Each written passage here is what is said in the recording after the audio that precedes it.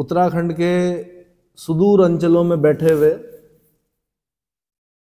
और प्रतियोगी परीक्षाओं की तैयारी करने वाले बालक बालिकाओं के लिए विक्रमशिला आईएएस कोचिंग इंस्टीट्यूट 14 बीघा ऋषिकेश द्वारा 23 अगस्त 2023 से ऑनलाइन फ्री कक्षाएं आयोजित की जा रही हैं। अभी 17 दिसंबर 2023 को आपको आरओ का पेपर यानी समीक्षा अधिकारी सहायक समीक्षा अधिकारी का पेपर है। उसके लिए बहुत जल्दी से एक रैपिड रिवीजन कर रहे हैं हम लोग, ताकि ऊपर जो बच्चे बैठे हैं पर्वतीय क्षेत्रों में, हिमालय की आदित्यकाओं और उपत्यकाओं में बैठे हुए, जिनके पास कोचिंग नहीं है या जो कोचिंग नहीं ले पा रहे हैं, ठीक है, उनके लिए हम लोग ये क्या कर रहे हैं, कार्यक्रम चला रहे हैं। तो अभी एक जो इससे पहले का वीडियो है उसमें हमने क्या किया, कॉन्स्टिट्यूशन के जो पार्ट्स हैं वो बताए। अब इस वाले में मैं अनुसूचियां बताऊंगा, थोड़ा सा मैं प्रेमबल के बारे में बताऊंगा, और जहां तक हम बता सकते हैं वहां तक जल्दी जल्दी से एक रैपिड रिवीजन जिसे बोलते हैं, ठीक है। तो अनुसूचियां, तो मूल संविधान में कितनी अनुसूचियां थी? 8 अनुसूचियां थी। कितनी अनुसूचियां थी? 8 अनुसूचियां थी। वर्तमान में कितनी अनुसूचियां हैं? 12 अनुसूचियां हैं। ये 9वीं, 10वीं, 11वीं और 12वीं अनुसूची किन किन संविधान संशोधनों से जोड़ी गई? बड़ा इंपॉर्टेंट क्वेश्चन है। तो आपने याद करना है 1, 52, 73, 74। क्या याद करना है? 1, 52, 73, 74 का मतलब पहला संविधान संशोधन, 52वां संविधान संशोधन, 73वां संविधान संशोधन, 74वां संविधान संशोधन। और उसी के आगे लिख दो, पहला संविधान संशोधन जो हुआ था वो 1951 में हुआ था, जो 52वां हुआ था वो 1985 में हुआ था, जो 73वां हुआ था वो 1992 में हुआ था, और जो 74वां था वो 1992, 93 बोल सकते हो आप, ठीक है। तो उसी के आगे लिख दो कि 51 यानी 1951, 51, 85, 92, 92 अब्लिक 93, ठीक है, याद हो गया। यानी जो 9वीं, 10वीं, 11वीं, 12वीं अनुसूची वो बाद में जोड़ी गई। अब अनुसूचियों में 12वीं अनुसूची मतलब 12 अनुसूचियों में क्या क्या क्वेश्चन बन सकते हैं? जैसे सबसे ज्यादा जो क्वेश्चन बनता है वो तीसरी अनुसूची से बनता है कि भाई शपथ और प्रतिज्ञा के प्रारूप कहाँ है? आंसर तीसरी अनुसूची में है। शपथ और प्रतिज्ञा के प्रारूप मतलब चाहे वो लोकसभा के मेंबर हों, चाहे वो राज्यसभा के मेंबर हों, चाहे विधानसभा के हों, विधान परिषद के हों, है ना, और उच्चतम न्यायालय के न्यायाधीश हों, और क्या नियंत्रक महालेखा परीक्षक, इन सब की शपथ जो है वो कहाँ पर, उसके प्रारूप, उसका जो ड्राफ्ट दे रखा है वो कहाँ पर दे रखा है? तीसरी अनुसूची में दे रखा है, ठीक है। ऐसे जो क्वेश्चन बनता है, एक और बनता है कि एलोकेशन ऑफ सीट इन राज्यसभा, राज्यसभा में सीटों का आवंटन वो किस अनुसूची में है? वो चौथी अनुसूची में है। इसका मतलब क्या होता है? इसका मतलब ये होता है कि किस राज्य से कितने लोग राज्यसभा में बैठेंगे। जैसे हमारे उत्तराखंड से 3 लोग राज्यसभा में बैठेंगे, ये कहाँ पे लिखा हुआ है? चौथी अनुसूची में। मतलब बटी हुई हैं सीटें, क्या हो रखी हैं? सीटें बटी हुई हैं। तो हमारे राज्य से 3 लोग बैठते हैं। सबसे ज्यादा कहाँ से बैठते हैं? उत्तर प्रदेश से बैठेंगे। जिस राज्य की जनसंख्या जितनी ज्यादा होगी वहां से उतने ज्यादा लोग क्या होंगे? मेंबर ऑफ राज्यसभा क्या होंगे? राज्यसभा में बैठेंगे, ठीक है। एक क्वेश्चन बनता है आपका 7वीं अनुसूची से। उससे पहले 6ठी अनुसूची से पूछ लेता हूं। जो क्वेश्चन बना है वो कहता है कि 6ठी अनुसूची में 4 राज्यों का उल्लेख किया गया। जो हेडिंग जब आप पढ़ेंगे, भाई मटेरियल सबके पास होगा, है ना, तो मैं सारे नहीं बता रहा हूं, मैं पहले इंपॉर्टेंट बता रहा हूं, फिर कोशिश करूंगा कि पूरा कवर करने का। तो 6ठी अनुसूची में 4 राज्य पूछे उसने, असम, मेघालय, त्रिपुरा, मिजोरम। किसके बारे में प्रावधान है? असम, मेघालय, त्रिपुरा, मिजोरम के बारे में प्रावधान है। फिर अगला क्वेश्चन पूछता हूं 7वीं अनुसूची। 7वीं अनुसूची में 3 सूचियां होती हैं, संघ सूची, राज्य सूची, समवर्ती सूची। संघ सूची में जो विषय हैं 97 सब्जेक्ट थे ओरिजिनली, 97 सब्जेक्ट थे। राज्य सूची में आपके 66 सब्जेक्ट थे, और जो समवर्ती सूची थी उसमें कितने? 47 सब्जेक्ट थे बोल रहा हूं मैं, है नहीं बोल रहा हूं। वर्तमान में तब तक आप निकाल के रखें कि वर्तमान में कितने कितने हैं। पहले मैं बता देता हूं कि संघ सूची में जो सब्जेक्ट है उन पर कानून बनाने का अधिकार केवल और केवल संसद को है। राज्य सूची के विषय पर कानून बनाने का अधिकार राज्य विधानमंडल को है। किसको है? राज्य विधानमंडल को है। और समवर्ती सूची पर कानून बनाने का अधिकार संसद को भी है, राज्य विधानमंडल को भी है। लेकिन राज्य विधानमंडल द्वारा बनाया गया समवर्ती सूची पर कानून, समवर्ती सूची के किसी विषय पर बनाया गया कानून अगर केंद्र द्वारा बनाए गए कानून से टकराता है तो केंद्र द्वारा बनाया गया कानून मान्य होता है। इतना समझ में आ गया? ठीक है। वर्तमान में संघ सूची में कितने सब्जेक्ट हैं? 100 सब्जेक्ट हैं। राज्य सूची में कितने सब्जेक्ट हैं? 61 सब्जेक्ट हैं। समवर्ती सूची में कितने सब्जेक्ट हैं? 52 सब्जेक्ट हैं। अब आपने क्या करना है, कुछ खास चीजें ना पढ़नी है उसमें क्योंकि सूचियों में पूछेगा कि ये किस सूची का विषय है। जैसे एक बार पूछा उसने यूएनओ किस सूची का विषय है, बड़े पेपर में पूछा गया यूपीएससी के। तो यूएनओ यार ऐसा लग रहा था जैसे यूएनओ तो होगा किसी सूची में, पर संघ सूची का विषय था। किस सूची का? जनगणना जो है संघ सूची का विषय है, ठीक है। ऐसे ही पूछा गया एक बार शिक्षा किस सूची का विषय है, समवर्ती सूची का विषय है। किस सूची का विषय है? फिर पूछा कि किस सूची में था, पहले तो पहले राज्य सूची में था, फिर समवर्ती सूची में लाया गया उसको। तो ऐसे ना लिस्ट मोटे मोटे पढ़ लेना कि संघ सूची के मोटे मोटे विषय, सारे नहीं पढ़ने हैं, 100 पढ़ते पढ़ते तो फिर क्या हो जाएगा, है ना। मोटे मोटे जो पेपर में बनते हैं, पेपर प्रैक्टिस कीजिए सीधे। मैंने बता दिया आपको, पेपर प्रैक्टिस करने के लिए लिशन की प्रश्नोत्तरी और परीक्षा वाणी की प्रश्नोत्तरी से करें। मैं किसी किताब विशेष का प्रचारक नहीं हूं, पर मैंने अपने इन कई सालों के अनुभव में देखा है कि जो एक अच्छा सा क्वेश्चन आंसर वाली जो किताब बना रखी है, इन लोगों ने अच्छी बनाई है, मतलब जो पब्लिकेशन है अच्छा बना रखा है। तो जो अच्छा है वो बच्चों तक पहुंचना चाहिए, ठीक है। अगला 8वीं अनुसूची। अभी इससे पहले वाले वीडियो में मैंने बता दिया कि भाषा से संबंधित है, 22 भाषाएं हैं। उसमें आपने क्या करना, बोलना है कि मूल संविधान में कितनी भाषाएं थी, 14 थी। बाद में कौन जोड़ी गई? सिंधी जोड़ी गई। सिंधी जब जोड़ी गई तो किस संविधान संशोधन से जोड़ी गई? 21वें संविधान संशोधन से जोड़ी गई। फिर बोलेगा मणिपुरी कोंकणी नेपाली किस संविधान संशोधन से जोड़ी गई, तो आपने बोलना है 71वें संविधान संशोधन से जोड़ी गई। फिर बोलेगा बोडो संथाली मैथिली डोगरी किस संविधान संशोधन से जोड़ी गई, तो आंसर 92वें संविधान संशोधन से जोड़ी गई, ठीक है। तो 8वीं में यही पूछेगा लगभग। अच्छा, इंग्लिश नहीं है, कमाल की बात है 8वीं अनुसूची में। क्या नहीं है? इंग्लिश के लिए कोई जगह ही नहीं है।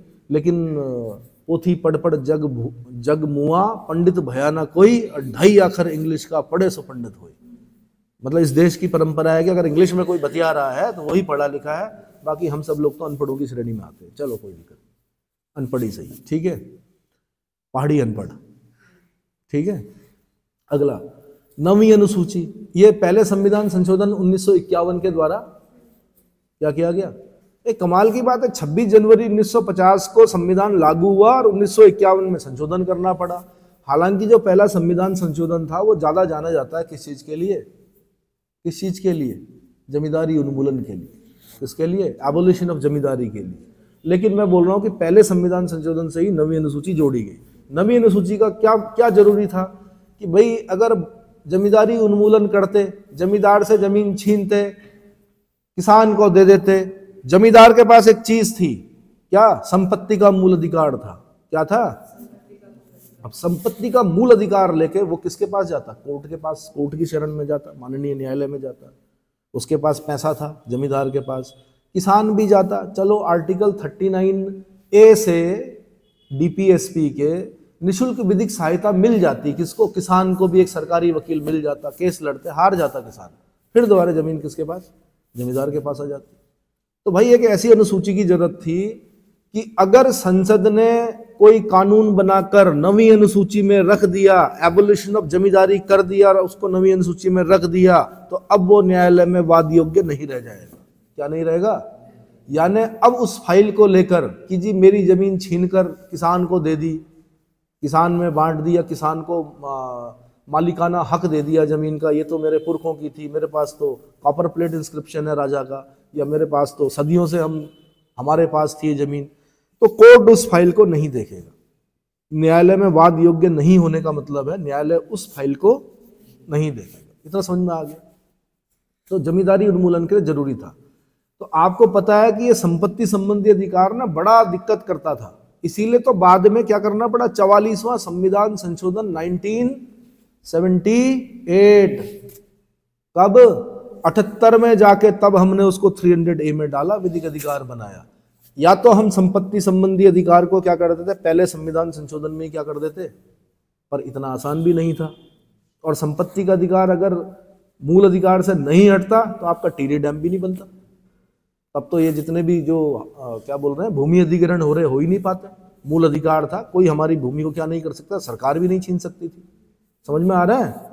तो इसलिए अनुसूची 9 बनाई गई कि यदि संसद कोई भी कानून बनाकर उसको 9वीं अनुसूची में रख देते हैं तो नॉन जस्टिसेबल, मतलब न्यायालय में वाद योग्य नहीं रह जाएगा। क्लियर हो गया? ठीक है। अब 10वीं अनुसूची। 10वीं अनुसूची जोड़ी गई किसके द्वारा? 52वें संविधान संशोधन सन 1985। और सन 1985 किसका कार्यकाल है? राजीव गांधी का है, स्वर्गीय राजीव गांधी का। इंदिरा गांधी की मृत्यु हत्या हो चुकी थी, है ना, 1984 में। तो कौन प्रधानमंत्री बने? राजीव गांधी बने। तो भाई अब जब एक सशक्त प्रधानमंत्री की हत्या हो जाती है और इसके बाद एक सीधे साधे व्यक्ति प्रधानमंत्री बनते हैं, राजीव गांधी बड़े सीधे साधे नॉर्मल से, उनका राजनीति से कोई मतलब ही नहीं था, पायलट थे वो तो। उनको जबरदस्ती लाया गया कि भाई माता जी का देहांत हो गया, बाप संभालो, है ना। तो एक खतरा पैदा हो गया किसका? दल बदल का, एंटी डिफेक्ट, मतलब दल बदल का मतलब दल बदलू जो हैं वो क्या करने लगे। तो इसलिए एंटी डिफेक्शन कानून लाया गया, दल बदल संबंधी कानून लाए गए। किस संविधान संशोधन द्वारा? 52वां संविधान संशोधन अधिनियम सन 1985 के द्वारा। उसको बारे में अनुसूची 10 में रख दिया गया और उसमें समय समय पर संशोधन होते रहते हैं, क्योंकि जो नेता लोग हैं ना वो भी दल बदल के अलग अलग तरीके खोजते रहते हैं, फिर उन पर प्रतिबंध लगाने के लिए भाई इस तरह से दल ना बदलो, तो उन पर शिकंजा कसा जाता है अनुसूची 10 के द्वारा। इतना क्लियर हो गया। फिर आई 11वीं अनुसूची। भाई गांधी का देश है ना, आर्टिकल 40 गांधीयन डीपीएसपी, राज्य क्या पंचायतों का संगठन करने का प्रयास करेगा, पंचायती राज व्यवस्था। भाई ये सब सोच किसकी है? गांधी जी की तो है, तो वो इम्प्लीमेंट करनी जरूरी थी। अब क्या है कि ठीक है, पंचायती राज व्यवस्था शुरू हो गई, राजस्थान के नागौर से शुरू हो गई। जवाहरलाल नेहरू जी ने क्या कर दिया, उसका उद्घाटन भी कर दिया, सब हो गया, ठीक है, सब चल रहा था। लेकिन संवैधानिक दर्जा तो देना पड़ेगा ना। सबसे छोटी संसद, लघु संसद किसे कहा जाता है? पंचायत, जो ग्राम पंचायत होती है उसको बोला जाता है। तो उसको संवैधानिक दर्जा देना था। तो क्या हुआ कि उसके लिए संविधान संशोधन पहले भी लाए गए। मुझे बताएंगे आप कौन से संविधान संशोधन थे? मतलब कुछ लोकसभा में पास हुए, राज्यसभा में नहीं हुए, राज्यसभा में पास हुए, लोकसभा में नहीं, कुछ ऐसा हुआ। मेरे ख्याल से 66 है, क्या है, चेक कीजिए। लेकिन लगातार प्रयासरत रही सरकार, और तब जाके 73वां संविधान संशोधन अधिनियम सन 1992, उसके द्वारा पंचायतों के लिए क्या किया गया? संवैधानिक दर्जा मिला। अनुसूची 11 जोड़ी गई उसमें पंचायत के बारे में, और उसके लिए 29 विषय रखे गए। क्या रखे गए? 29 सब्जेक्ट रखे गए। क्या रखे गए? 29 सब्जेक्ट रखे गए। क्या रखे गए? 29 सब्जेक्ट रखे गए, और बोला गया भाई पंचायतें इन पर क्या करेगी? काम करेगी। इसी संविधान संशोधन द्वारा, 73वें संविधान संशोधन द्वारा क्या किया गया? भाग 9 जोड़ा गया। क्या जोड़ा गया? भाग 9 में पंचायत रखा गया। कुछ नए आर्टिकल जोड़े गए, 243 से लेकर 243O तक। समझ में आ गया? ठीक है जी। फिर क्या हुआ? 74वां संविधान संशोधन किया गया। 74वें संविधान संशोधन 1992-93 द्वारा क्या किया गया? 12वीं अनुसूची जोड़ी गई। उसमें नगर पालिकाएं या नगर के जो स्वायत्त निकाय होते हैं उनके संबंध में क्या किया? प्रावधान किया गया, और 18 सब्जेक्ट दिए गए। कितने दिए गए? 18 सब्जेक्ट दिए गए, और साथ में भाग 9 को जोड़ा गया। उसमें नगर पालिकाओं, नगर निगम जो भी है उनके संबंध में प्रावधान किया गया। 243P से 243ZG तक क्या किया गया? प्रावधान किया गया। इतना समझ में आ गया। एक 9 ख भी है, उसमें मैंने कहा सहकारिता के बारे में है। किसके बारे में? सहकारिता के बारे में। वो 243ZH से ZT तक है। उसके संबंध में किसी और समय में चर्चा करेंगे, समय कम है, ठीक है। इस प्रकार क्या हो गया? ये 12 अनुसूचियां क्या हो गई? कभी कभी दूसरी अनुसूची से पूछ लेता किस किस के संबंध में क्या है, प्रावधान है। तो मैंने कहा कि लोकसभा अध्यक्ष, लोकसभा उपाध्यक्ष, राज्यसभा सभापति, राज्यसभा उपसभापति, विधानसभा अध्यक्ष, विधानसभा उपाध्यक्ष, विधान परिषद के सभापति, उपसभापति, और किन के बारे में? भाई नियंत्रक, महालेखा परीक्षक, और किसके? जजेस के बारे में क्या है? प्रावधान है कि क्या क्या होगा। अभी मैंने अनुसूची 3 में मेरे ख्याल से कुछ बताया आपको शपथ के बारे में ना। दरअसल कैग की शपथ, ध्यान रखना, कैग की अलग से शपथ नहीं दे रखी अनुसूची 3 में। कैग की शपथ और उच्चतम न्यायालय के न्यायाधीश की शपथ एक जैसी होती है। क्या होती है? नियंत्रक, महालेखा परीक्षक और चीफ जस्टिस ऑफ इंडिया की शपथ एक जैसी होती है। और दोनों को शपथ कौन दिलाते हैं? राष्ट्रपति दिलाते हैं।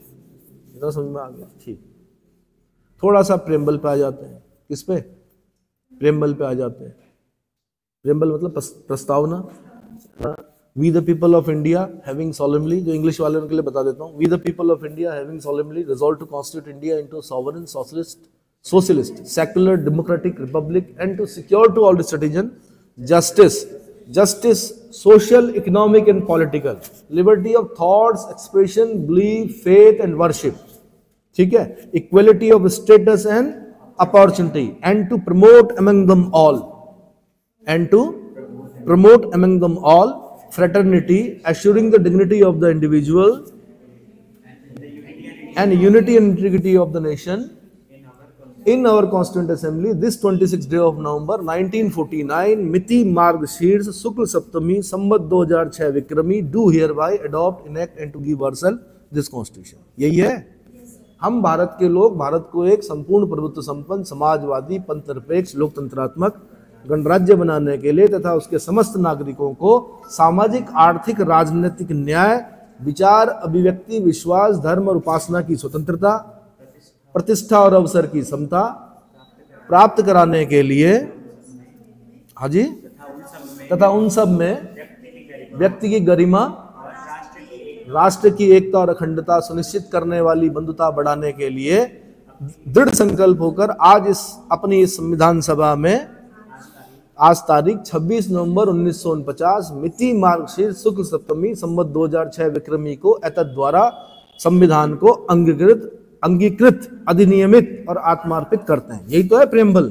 ठीक है, अब इस पर क्या क्वेश्चन बनते हैं? सबसे पहला, प्रियम्बल में जो भाषा है वो कहां से ली? ऑस्ट्रेलिया के संविधान से। प्रियम्बल का सोर्स क्या है? दूसरा क्वेश्चन पूछेगा प्रियम्बल का स्रोत क्या है। तब आपने बोलना है, फ्लैशबैक में जाना पड़ेगा थोड़ा सा, कि 9 दिसंबर 1946 को संविधान सभा की पहली बैठक बैठी, डॉक्टर सच्चिदानंद सिन्हा को अध्यक्ष बनाया गया, अस्थायी बनाया गया। 2 दिन बाद डॉक्टर सच्चिदानंद सिन्हा को हटा दिया गया। 11 दिसंबर 1946 को डॉक्टर राजेंद्र प्रसाद को स्थायी सदस्य बना दिया गया। तो 9-11 हो गई। अब 2 दिन बाद फिर 13 तारीख को पंडित जवाहरलाल नेहरू ने उद्देश्य प्रस्ताव प्रस्तुत किया। उद्देश्य प्रस्ताव को बोलते हैं ऑब्जेक्टिव रेजोल्यूशन। क्या बोलते हैं? ऑब्जेक्टिव रेजोल्यूशन संविधान सभा में रखा। अब वो कब पास हुआ? वो अगले साल जनवरी में पास हुआ। कितनी तारीख को? 22 जनवरी को पास हुआ। तो जो 13 दिसंबर 1946 को जो जवाहरलाल नेहरू जी ने रखा उद्देश्य प्रस्ताव, और जो 22 जनवरी 1947 को जो पास हुआ, वही सोर्स है आपके प्रियम्बल का। क्या है?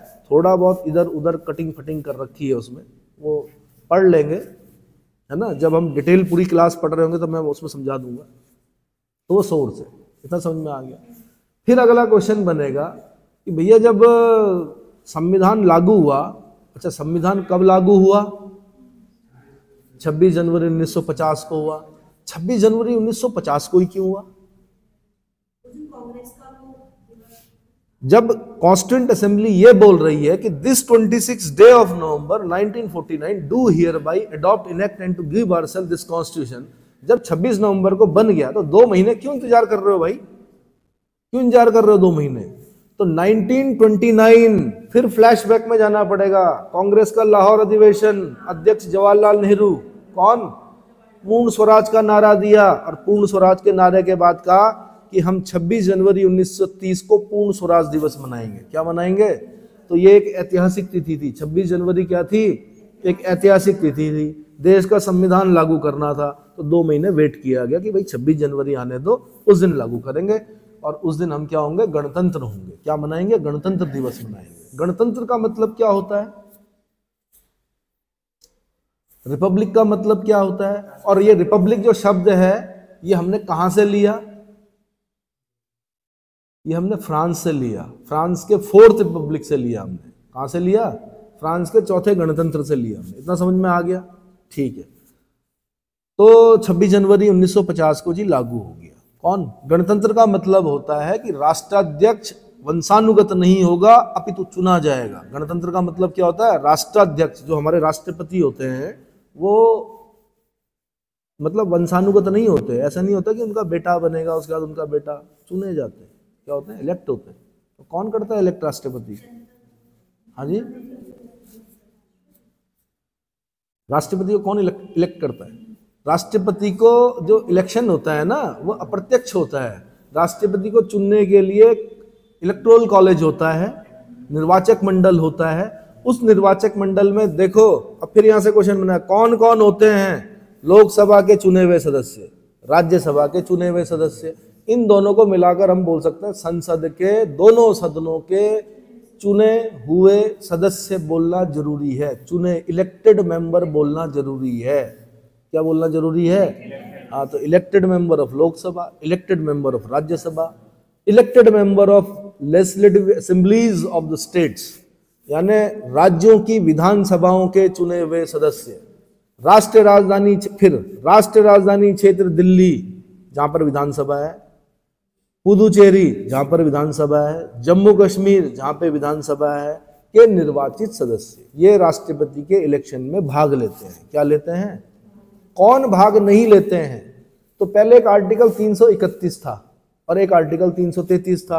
आर्टिकल 331 बोलता था कि आम चुनाव के बाद अगर कोई भी एंग्लो इंडियन जीतकर नहीं आएगा तो राष्ट्रपति 2 एंग्लो इंडियन को नॉमिनेट करेगा। मोदी जी ने वो प्रथा खत्म कर दी। उन्होंने कहा एंग्लो इंडियन है कितने यार, 1000 भी नहीं है। 331 खत्म हो गया, ये भाग नहीं लेते थे। ठीक है, प्रत्येक राज्य, 333 कहता था कि हर राज्य में जब चुनाव होंगे अगर एक भी एंग्लो इंडियन जीत कर नहीं आया तो राज्यपाल एक एंग्लो इंडियन को नॉमिनेट करेगा। वो मोदी जी ने वो प्रथा भी क्या कर दी, खत्म कर दी। तो 331, 333 के जो एंग्लो इंडियन है वो तो प्रथा खत्म हो गई। ठीक है, दूसरा, राष्ट्रपति राज्यसभा में जब हम आर्टिकल 80 पढ़ रहे थे ना, तो राज्यसभा का गठन पढ़ रहे थे, तो उस 80 में ही लिखा हुआ है कि राष्ट्रपति साहित्य, कला, विज्ञान, समाज सेवा, इन 4 क्षेत्रों में लब्ध प्रतिष्ठित या ख्याति लब्ध 12 व्यक्तियों का मनोनयन कहां पर करेगा? राज्यसभा में करेगा। कहां पर करेगा? राज्यसभा में करेगा। अब क्यों करेगा भाई? जो कलाकार होगा वो इलेक्शन थोड़े लड़ेगा, वो तो कलाकार होगा। लता दीदी गाने गाती या इलेक्शन लड़ती? लता दीदी तो कभी भी इलेक्शन नहीं लड़ती। लेकिन राज्यसभा क्योंकि उच्च सदन है, जो बुद्धिजीवियों का सदन माना जाता है, जैसे हाउस ऑफ लॉर्ड होता है वहां पर, वैसे यहां पर क्या, राज्यसभा। अब कला के संबंध में अपने वक्तव्य देने कौन देगा? लता दीदी से अच्छा कोई दे सकता है? कोई नहीं दे सकता। साइंस के बारे में पहला जो साइंटिस्ट थे मेघनाथ शाह, उनको रखा गया था। भाई साइंटिस्ट, साइंस के बारे में एक बड़ा वक्तव्य कौन दे सकता है? साइंटिस्ट दे सकता है। तो ये लोग इलेक्शन नहीं लड़ते हैं। इसलिए इन 4 क्षेत्रों में साहित्य, कला, विज्ञान, समाज सेवा में लब्ध प्रतिष्ठित या ख्याति लब्ध 12 व्यक्तियों का सीधे मनोनयन किया जाता है राज्यसभा में। किसके? राष्ट्रपति के द्वारा। और राष्ट्रपति दोबारा इलेक्शन में खड़े हो गए तो ये 12 वोट तो पक्के हो जाएंगे, इसलिए मना किया गया इनको। ये इलेक्शन में भाग नहीं लेंगे राष्ट्रपति के। उपराष्ट्रपति में ले लेंगे, राष्ट्रपति के इलेक्शन में भाग नहीं लेंगे। फिर विधान परिषद के सदस्य भाग नहीं लेते हैं। लेजिस्लेटिव काउंसिल, एमएलसी जो होते हैं वो राष्ट्रपति के इलेक्शन में भाग नहीं लेते हैं, जबकि एमएलए जो होते हैं वो राष्ट्रपति के इलेक्शन में भाग लेते हैं। इतना समझ में आ गया? तो ये भी हो गया भाई, राष्ट्रपति वंशानुगत नहीं होता अपितु चुना जाता है। क्लियर हो गया? ठीक है। अब मैं आता हूं फिर प्रियम्बल में कि जब संविधान लागू हुआ तो उस समय 3 शब्द नहीं थे इस प्रियम्बल के अंदर। समाजवादी, पंथनिरपेक्ष, अखंडता। समाजवादी, पंथनिरपेक्ष और अखंडता, ये 3 शब्द नहीं थे, ये बाद में जोड़े गए। किस संविधान संशोधन से जोड़े गए? तो भैया एक बोलते हैं मिनी कॉन्स्टिट्यूशन, लघु संविधान, 42वां संविधान संशोधन अधिनियम सन 1976 द्वारा जोड़े गए। कौन कौन से? समाजवादी, पंथनिरपेक्ष और अखंडता। पंथनिरपेक्ष का मतलब होता है, अच्छा धर्म जो है ना वो हिंदू है, हिंदू एक क्या है? धर्म है। बाकी सब क्या है? पंथ है। सब क्या है? पंथ। पंथनिरपेक्ष, पंथनिरपेक्ष मतलब राज्य, वैसे जो एक्सप्लेन किया गया वो बोला गया कि राज्य का अपना कोई धर्म नहीं होगा। पर ऐसा नहीं होगा कि योगी आदित्यनाथ जी पूजा नहीं करेंगे, मतलब राज्य का अपना कोई धर्म नहीं होगा। चीफ मिनिस्टर हैं, मोदी हैं, केदारनाथ जा सकते, बद्रीनाथ जा सकते, जहां मर्जी उनकी जाए, है ना। उनको सरकार नहीं माना जाए, ऐसा नहीं बोलेगा कि राज्य नहीं माना जाता उनको, ठीक है। वो अपना मूल अधिकार है उनका, कोई भी पूजा कर सकते हैं। लेकिन मैंने कहा राज्य का अपना कोई विशेष धर्म नहीं होगा और ना ही वो किसी विशेष धर्म को क्या करेगा? प्रश्रय देगा, ठीक है। चलो जी, फिर अगला क्वेश्चन पूछा कि न्याय, 3 प्रकार के न्याय प्रदान करती है कौन? प्रस्तावना। SEP, सोशल इकोनॉमिक पॉलिटिकल, सेप याद रखना आपने, सामाजिक आर्थिक राजनीतिक, 3 प्रकार के न्याय, क्रम से याद रखना है। फिर बोलेगा 5 प्रकार की स्वतंत्रताएं। कौन कौन सी? विचार, अभिव्यक्ति, विश्वास, धर्म और उपासना। क्या? धर्म और उपासना। क्रम से याद रखना, इसका क्रम मत बिगाड़ना। फिर क्वेश्चन पूछेगा समता, तो status and opportunity, equality of status है ना। कितने प्रकार की समता? 2 प्रकार की समता। कौन कौन सी? स्टेटस एंड अपॉर्चुनिटी, प्रतिष्ठा और अवसर की समता। और अवसर की समता तो हम और जगह भी पढ़ते हैं। कहाँ पढ़ते हैं? लोक नियोजन के विषय में अवसर की समता आर्टिकल 16 में पढ़ते हैं हम। समता का अधिकार पढ़ते हैं हम 14 to 18। क्या पढ़ते हैं? विधि के समक्ष सब समान हैं, धर्म, मूल, वंश, जाति, लिंग, जन्म स्थान के आधार पर किसी के साथ भी भेद नहीं किया जाएगा। ये तो करते हैं, समता ही तो है ये।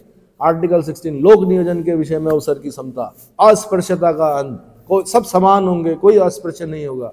आर्टिकल 18 उपाधियों का अंत, शिक्षा और सेना संबंधी सम्मान के सिवाय कोई भी सम्मान नहीं दिया जाएगा। सम्मान देने से क्या होता है? अगर मैं आपको बोलूं कि आप माफीदार हो, राजा देते थे टीरी के माफीदार, तो यानी आप टैक्स नहीं दोगे, तो आप माफीदार होगे तो आपका कद क्या हो गया? बढ़ गया। राजा इनसे टैक्स ही नहीं लेता, है ना। या मैंने कहा आपको लॉर्ड, सर की उपाधि दे दी, क्या दे दी? नाइटहुड की उपाधि दे दी, तो ये असमानता पैदा करती थी। चलो जी, उसके बाद पूछा कि भाई अंगीकृत करने की तिथि क्या थी? तो 26 नवंबर 1949। अंगीकृत करने की तिथि क्या है? 26 जनवरी 1949। यूपीएससी ने एक बार पूछा, उसने बोला बहुत इंग्लिश में पढ़ते हो, बताओ हिंदी तिथि क्या थी? तो मिति मार्गशीर्ष शुक्ल पक्ष की सप्तमी थी, संवत 2006 विक्रमी चल रहा था। क्या चल रहा था? संवत 2006 विक्रमी चल रहा था। विक्रमी संवत का प्रारंभ किसने किया? 14 विक्रमादित्य हुए, उनमें से एक मालवा के राजा थे जिन्हें विक्रमादित्य, उन्होंने इसको प्रारंभ किया था 57 BC में, बिफोर क्राइस्ट में, इसलिए उसको मालवा संवत भी कहा जाता है। जबकि जो हमारा कैलेंडर है सरकार का, वो शक संवत पर चलता है। किस पर चलता है? शक संवत का प्रारंभ किसने किया था? कुषाण शासक कनिष्क ने किया था, 78 AD में किया था। कब किया था? 78 AD में किया था। इतना समझ में आ गया? ठीक है। उसके बाद ये तो हो गया प्रेम्बल। क्या हो गया? प्रेम्बल। अब क्या बताऊं?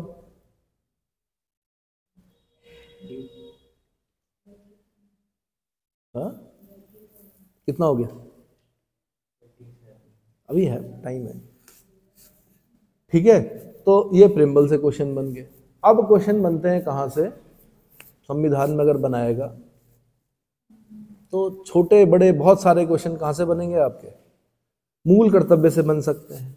कहां से बन सकते हैं? पूछेगा मूल कर्तव्य कहां है, तो आपने बोलना पार्ट 4A में है। किस देश के संविधान से लिए गए हैं? आपने बोलना फॉर्मर यूएसएसआर से लिए गए। कहां से लिए गए? सोवियत संघ। क्योंकि मूल, मैंने क्या बोला अभी? मूल कर्तव्य बोला ना। हाँ, मूल कर्तव्य कहां से लिए गए हैं? फॉर्मर यूएसएसआर से लिए गए हैं, यानी पूर्व सोवियत संघ से लिए गए हैं। क्योंकि कर्तव्यों के मामले में सोवियत के बराबर कोई देश नहीं था।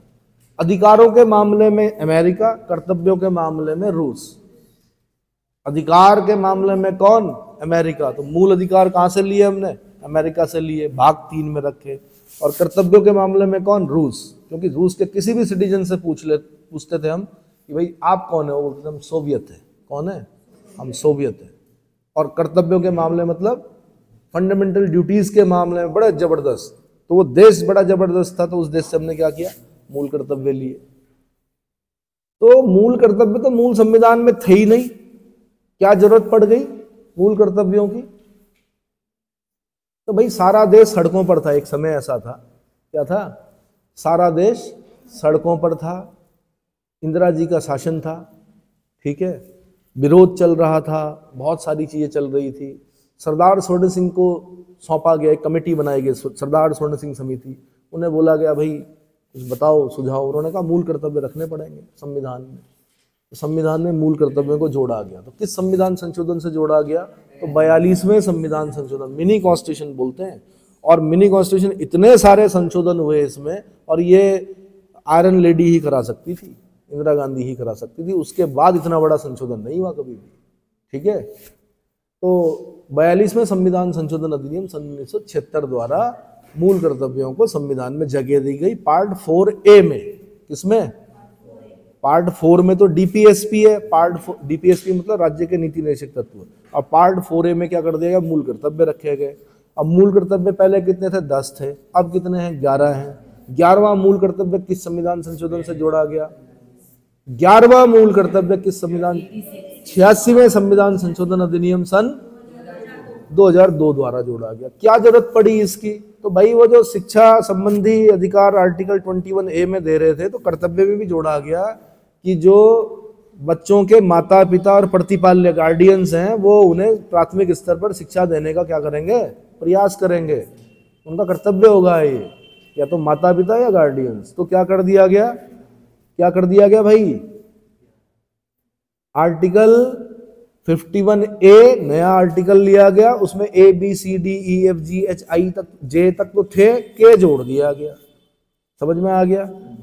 अब ठीक है जी, अब कभी कभी पूछ लेता है यार कौन सा मूल कर्तव्य नहीं है, तो वोट देना मूल कर्तव्य नहीं है, मर्जी है, वोट देना हो तो दो, नहीं दो ना दो, लेकिन आपको देना चाहिए। जो शिक्षित लोग हैं उन्हें क्या करना चाहिए, वोट देना चाहिए, पर ये मूल कर्तव्य में नहीं आता है, जानबूझ के डालता है। वोट देने का जो कर्तव्य है वो मूल कर्तव्य में है कि नहीं है, मूल कर्तव्य में कहीं नहीं लिखा हुआ, क्योंकि जब आप पढ़ते हैं तो मुझे पढ़ के बताएंगे। पहला क्या है, संविधान का पालन करें, जिनकी आवाज तेज है कृपया वो पढ़े। संविधान का पालन करें और उसके आदर्शों, संस्थाओं, राष्ट्रध्वज और राष्ट्रगान का आदर करें। बिल्कुल, संस्थाओं का, जो आपके संवैधानिक संस्थाएं उनका आदर करना है, राष्ट्रध्वज का आदर करना है, राष्ट्रगान का आदर करना है, और आदर्शों, बिल्कुल नेशनल एंथम जिसे बोलते हैं। ठीक है, आगे। दूसरा है स्वतंत्रता के लिए हमारे राष्ट्रीय आंदोलन को प्रेरित करने वाले कुछ आदर्शों को हृदय में संजोए रखें और उनका पालन करें। बिल्कुल, तो बहुत अच्छी अच्छी चीजें डाली गई इसमें, पहले 4 जरूर याद कर लेना भाई।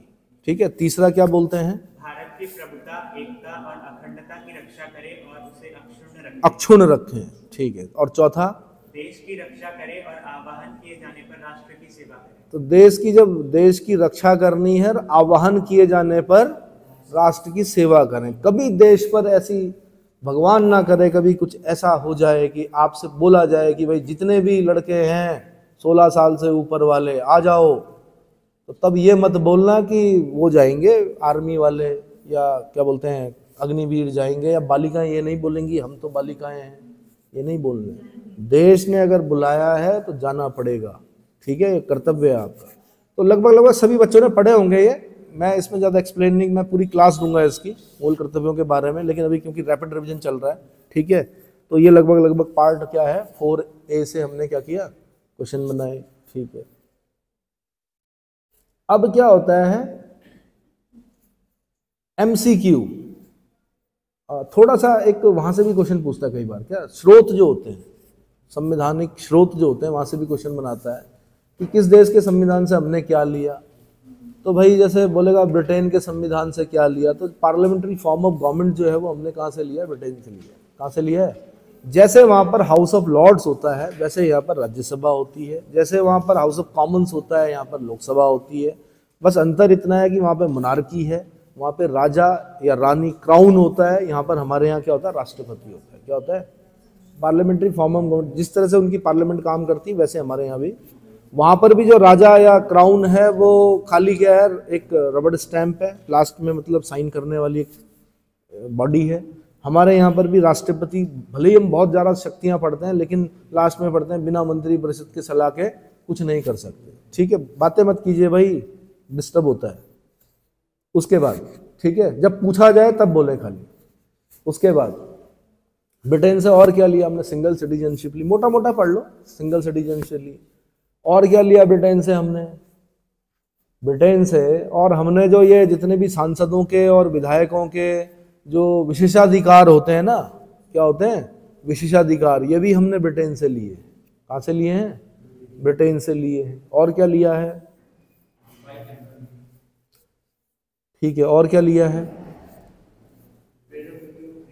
ठीक है। फिर दूसरे देश पे आते हैं, अमेरिका से क्या लिया हमने, मूल अधिकार, सबको पता चल गया कि मूल अधिकार लिए हैं। दूसरा एक और चीज ली हमने, राष्ट्रपति पर महाभियोग। राष्ट्रपति पर जो इम्पीचमेंट रेजोल्यूशन होता है जिसको कि हम आर्टिकल 61 में पढ़ते हैं, उसकी प्रोसेस जो है वो किसमें दे रखी है? आर्टिकल 61 में। Article 56 term and office of the president में कह रखा है कि राष्ट्रपति को किस किस तरीके से हटा सकते हैं। यदि राष्ट्रपति की मृत्यु हो जाए, या राष्ट्रपति स्वयं त्याग पत्र दे दे, या राष्ट्रपति असंवैधानिक कार्य कर दे। तो अगर राष्ट्रपति ने कोई असंवैधानिक कार्य कर दिया तो आर्टिकल 61 में प्रोसेस है कि उनको, उन पर क्या चलाया जाएगा? इम्पीचमेंट चलाया जाएगा। क्या चलाया जाएगा? इम्पीचमेंट। तो इम्पीचमेंट चलाने के लिए क्या होता है कि किस हाउस में चलेगा? लोकसभा में चलेगा या राज्यसभा में चलेगा? Either of the house. किसी भी हाउस में क्या हो सकता है? इम्पीचमेंट चल सकता है। शॉर्टकट बता रहा हूं मैं आपको। फिर क्या होगा? माना लोकसभा में चलेगा तो जो 1/4 लोग होंगे लोकसभा के, वो लोग एक शपथ पत्र बनाएंगे, संकल्प पत्र बनाएंगे। क्या बनाएंगे? संकल्प पत्र का मतलब है जिसमें संकल्प लिया जाता है कि राष्ट्रपति को हटाना है, इन्होंने असंवैधानिक कार्य कर दिया है। तो संकल्प पत्र बनाएंगे, उस पर नीचे साइन करेंगे, राष्ट्रपति को देंगे। 14 दिन पूर्व सूचना देनी पड़ेगी राष्ट्रपति को कि हम आप पर क्या कर रहे हैं? महाभियोग लगा रहे हैं। 14 दिन बाद तो जिस सदन के लोगों ने संकल्प पत्र बनाया, 1/4 लोगों ने साइन किए, उसी सदन में 14 दिन बाद क्या होगा? वोटिंग होगी। 2/3 बहुमत से वो पास होना चाहिए। 2/3 बहुमत से पास हो गया, अब जाएगा दूसरे सदन में। दूसरे सदन में राष्ट्रपति या तो स्वयं या अपने वकील के माध्यम से अपनी क्या करेगा? पैरवी करेगा, पैशनेट एडवोकेसी करेगा, बोलेगा मैंने नहीं, मतलब कोशिश करेगा बताने की कि भाई असंवैधानिक नहीं था। फिर भी अगर वो 2/3 बहुमत से अगर वहां राज्यसभा ने भी क्या कर दिया? माना पास कर दिया, तो उसके बाद राष्ट्रपति को त्याग पत्र देना पड़ता है। इसी को कहते हैं इम्पीचमेंट रिजोल्यूशन। क्या बोलते हैं? समझ में आ गया? तो इसका फॉर्मूला क्या हो गया? ईदर ऑफ द हाउस, किसी भी सदन में शुरू हो सकता है। 1/4 क्या? 1/4 किसी भी सदन के 1/4 जो सदस्य होंगे वो संकल्प पत्र, 1/4 संकल्प पत्र बनाएंगे। 14 दिन पूर्व सूचना देंगे। 2/3 बहुमत से पास होगा दूसरे सदन में जाके क्या होगा? यहां पर सफाई दी जा सकती है किसके द्वारा? राष्ट्रपति खुद स्वयं या वकील के माध्यम से। फिर 2/3 इम्पीचमेंट पूरा। तो ये हमने कहां से लिया? ये हमने यूएसए के संविधान से लिया। ठीक है। मोनिका लेविन्स्की केस सुना होगा आपने, बिल क्लिंटन, इम्पीचमेंट लगने वाला था बिल क्लिंटन पर, बाद में उसने सार्वजनिक रूप से माफी मांग ली। और अमेरिका की जनता है, वहाँ ये नॉर्मल होता है, तो उन्होंने माफ कर दिया, तो नहीं लगा इम्पीचमेंट। ठीक है। लेकिन हमारे देश में चरित्र पर विशेष ध्यान दिया जाता है। ठीक है। चलो उसके बाद क्या है? अमेरिका से और क्या लिया भाई हमने? एक आदमी बोलो। Judicial review. जुडिशियल रिव्यू का मतलब बोलते हैं हम न्यायिक पुनरावलोकन, पुनर्अवलोकन करना। क्या करना? पुनर्अवलोकन करना। और इसके लिए हमें आर्टिकल 130, अब आधी चीज बताते हैं, 137, 139 जुडिशियल रिव्यू। आप समझ पा रहे हैं? आप नए हैं, कुछ समझ पा रहे हैं? नहीं? हाँ, कोई नहीं। 137 में जुडिशियल रिव्यू के बारे में बताया गया है। ठीक है। और क्या ले रखा हमने अमेरिका से? ठीक है, बाकी नहीं लेते हैं, ज्यादा हो जाएगा। More knowledge more confusion, some knowledge some confusion, no knowledge no confusion. सबसे आराम वाली स्थिति वही होती है, नो नॉलेज नो कंफ्यूजन। कुछ होंगे अभी? No knowledge no confusion. आनंद तो उसी में है। महात्मा बुद्ध के शिष्य ने कहा एक बार महात्मा बुद्ध से कि गुरुदेव, जब से आपकी शरण में आए हो तब से बहुत दुखी हूं। तो बुद्ध ने कहा ही वैसे, संसार दुख में है, दुख का कारण तृष्णा है, दुख का निरोध संभव है, दुख गामिनी प्रतिपदा, अष्टांगिक मार्ग, 8 फोल्ड पाथ जिसको बोलते हैं, 10 शील सिद्धांत। अरे भाई, इतना बांध के रखोगे तो दुखी रहेगा आदमी। तो महात्मा बुद्ध ने कहा कि it was the happiness of your ignorance, तुम्हारे अज्ञानता की खुशी थी वो। तो जो अज्ञानी लोग होते हैं वो प्रसन्न रहते हैं। क्या रहते हैं? जितना ज्ञान बढ़ेगा दुख बढ़ेगा, क्योंकि वास्तविकता पता चलेगी आपको। क्या चलेगी? वास्तविकता का ज्ञान होगा, दुख तो होगा। और दुख का कारण क्या है? इच्छा है। इच्छा छोड़ दो, 17 वाला पेपर छोड़ दो, सारे दुख खत्म। बट बैठना है सचिवालय में, तो अगर सचिवालय में बैठना है तो कंपटीशन तो देना पड़ेगा, क्रैक करना पड़ेगा। ये चलो जी आगे। और थोड़ा सा बता देता हूं मैं, आयरलैंड के संविधान से हमने वो जो 12 लोग नॉमिनेट करता है ना राष्ट्रपति राज्यसभा में, वो हमने आयरलैंड से लिया। राज्य के नीति निर्देशक तत्व हमने आयरलैंड से लिए। कहाँ से? राज्य के नीति निर्देशक तत्व। कल्याणकारी राज्य की स्थापना अगर करनी है तो संविधानवेताओं ने कहा भाग 4 पढ़ लेना भैया। राज्य को कहा कि राज्य अगर क्या करेंगे, कल्याणकारी राज्य की स्थापना करना चाहते हैं तो अपनी नीति निर्माण से पूर्व इनको पढ़ लेना, इनको फॉलो करना, कल्याणकारी राज्य बन जाएगा। और क्या लिया आयरलैंड से हमने? इलेक्टोरल कॉलेज, राष्ट्रपति के निर्वाचन के लिए निर्वाचक मंडल की व्यवस्था जो है वो भी हमने आयरलैंड के संविधान से ली। और क्या लिया हमने? फ्रांस से हमने रिपब्लिक लिया, और साउथ अफ्रीका के संविधान से हमने संविधान संशोधन की प्रक्रिया ली। जापान के कॉन्स्टिट्यूशन को मेइजी कॉन्स्टिट्यूशन बोलते हैं। क्या बोलते हैं? सुप्रीम कोर्ट जिस प्रकार से कार्य करता है वो हमने कहाँ से लिया? जापान से लिया। और क्या क्या लिया? और किस देश से लिया? तो लगभग मतलब मोटा मोटा अगर भगवान ने चाहा तो इनके बीच में से कोई एक क्वेश्चन बनेगा, वो आपको 1 नंबर देगा। सोवियत संघ से मैंने बता दिया आपको मूल कर्तव्य लिए, ठीक है। ऑस्ट्रेलिया के संविधान से हमने प्रियम्बल की भाषा ली, प्रस्तावना की भाषा ली। साथ में हमने समवर्ती सूची ली, समवर्ती कॉन्करेंट लिस्ट जिसको बोलते हैं। और ज्यादा नहीं बताते हैं, ठीक है। तो मेरे ख्याल से इतना काफी है।